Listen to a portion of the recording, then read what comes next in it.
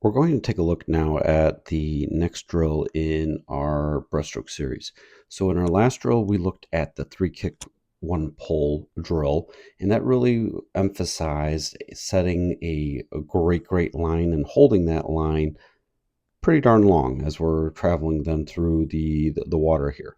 And that's really an important foundational item for breaststroke. We really like breaststrokers to be in this nice flat position. However, that line's just going to be a little bit too long. So this drill will help kind of shorten that line a little bit up for our athletes, but also help them really feel what it's like to see the line still be appropriately long as they're traveling through the water. So there's going to be a lot of similarities here. Okay, so here our athlete is going to be setting up the breaststroke kick. We're going to want to see here heels come up to the hips just as close as they can be. We kind of see that right there. Important thing then here is for those feet, we want to make sure that we're going to be turning those outward here so that way we can work on grabbing the water on the inside of the feet. We want to make sure that that kick stays along the hip line. We'll review that as we're going to an underwater view. And then we want to go just 2 kicks. And then what we're going to do is set up for that pull. So here what we're going to see then is the hands here are going to slide out.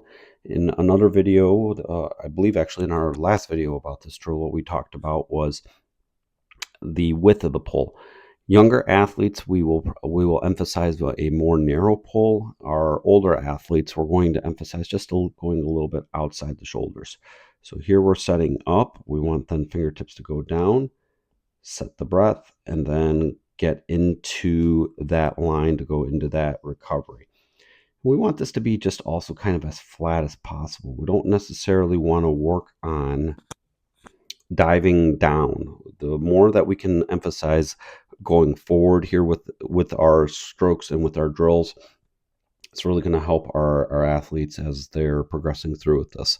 So we're going to go 2 kicks and then a pull. So really nice job here by our athlete. All right, let's shift to an underwater view here from a takeoff. So here what we're going to see is the heels here are going to come up to the hips. Remember, more power here is going to be generated the closer we can get the heels to the hips. Our athlete here, beautiful. Knees, here are along the hip line. This is going to be a nice and narrow kick. So this is exactly really what we would want to make sure that we see. Here what we're going to see is that the heels are going to, the feet are going to turn out. And then what we're going to be able to do is grab that water here, and then also on the inside of the leg. And then remember, we want to make sure that we're kicking at an angle, not necessarily going downward, but not pushing straight back. We kind of want to think about that kick going to be a little bit angled.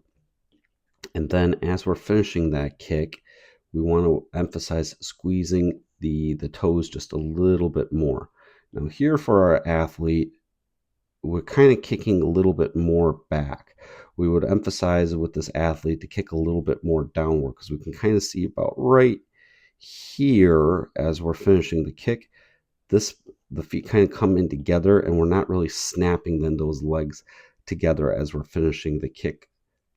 Remember, we want to squeeze those toes, so just that way the feet will come up a little bit more here to the surface before that next kick. On our return view here, what we're going to see is just, again, some of those same things. So here we cut that line really well. So here, kick, and as we get a little bit more into view here, again, we're going to see a good slide out of those arms. Then what we want to see is the fingertips get down right there and take the breath. As the hands are returning then into the in sweep, we want to see that head starting to return into the water and then really set that line. So then we kick, and then we set up again. So overall, really nice job here. So we go underwater, take a look what's happening. So this will just give you another perspective. So again, we're going to see these, jumping the gun here a little bit. Okay, so here we see the knees again from a front view. We can see those feet here turn out. We're a little bit outside the hip line, which is right where we want to be. And we kind of see the direction of the kick, kind of see here how it's going a little bit fanning out. So our athlete here, again, that emphasis needs to be on that angled kick going downward, so that way we can really set up and have more power coming out of the kick so we can drive forward. Taking a quick look at the catch, we're going to slide out. And again, remember, this athlete's a little bit more established, so what we're going to want to see is getting the arms to be a little bit outside the shoulders. Remember, more younger swimmers, we're going to want to see just probably about right there, just outside the shoulders. Our athlete here does a great job of rounding off. We set that catch. And then check out the elbows. Really great job right here. Nice and high up to the surface. Fingertips are at their lowest point. And then we're going to start to do a little flick with the pinky, kind of like that. So that way the hands will get up. And then we can get the head down and then establish that great line. So hopefully you found some really good tips out of this. This is that next drill and that progression from a 3-kick 1 pull to a 2-kick 1 pull. So here we're getting those athletes to really feel like they're still establishing a great line, having a great connection between the pull and the kick, so that way the body travels forward as you're going through the stroke in a flat body position. If you like the video, be sure to drop a like and subscribe, as we're dropping new videos all the time.